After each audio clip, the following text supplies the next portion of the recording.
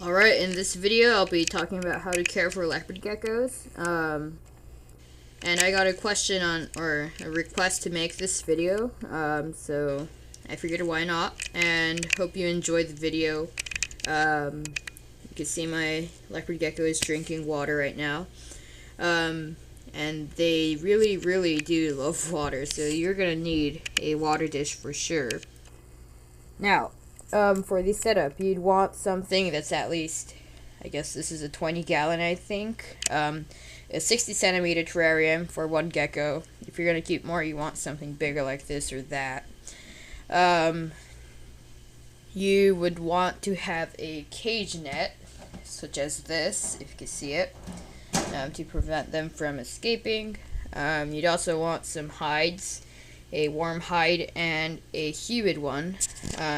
The humid one will help them from shedding problems, but if you do not have any or if you don't want to use them, you can also just put them in a bucket of water that's the temperature of your hand, and let them soak in the water for a couple minutes, once in 1 or 2 weeks. That should be fine. I do that and she's totally fine.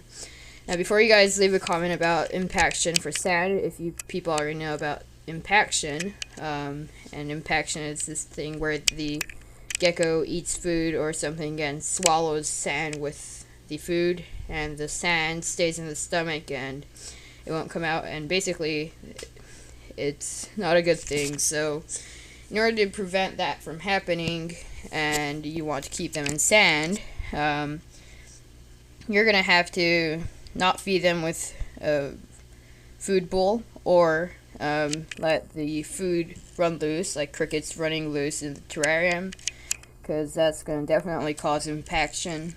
So what you want to do is feed them with tweezers if possible, or feed them on somewhere like a desk or places where there's no sand. So those are ways to prevent them from getting impacted. Of course, they do love to burrow and dig, so you want to use some substrate like sand or cocoa bark.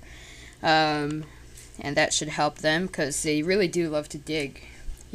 She digs everywhere, every day, so yeah, sand is really useful. Of course, you could use paper towels or tiles like these and keep them on those if you want. And that's about it for the setup. You can use lights, but turn them off at nighttime. You don't really want red or blue lights on the nighttime. That can irritate your gecko. Even in daytime, it's just to keep the setup really nice looking and the plants alive. You can add accessories like rocks and branches and stuff. If you live in cool parts of the earth, you could use mat heaters. They sell them at pet stores and stuff. I guess that's about it too. In summer, you don't really need them on. In winter, you want them on. You want them on for sure.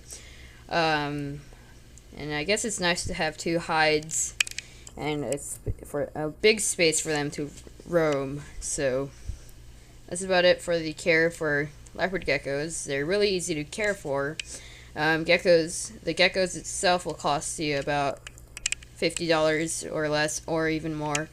And they're really easy to care for. They eat crickets, mealworms, waxworms, and lotus. So if you're thinking to get one, your chance. All of this will cost you about maybe $100 or a little bit more. So hope you liked the video, and hopefully it helped you out if you're getting started with these geckos. If you're gonna keep a lot of them, like I said, don't keep them in something small like a 20-gallon. Keep them in something bigger.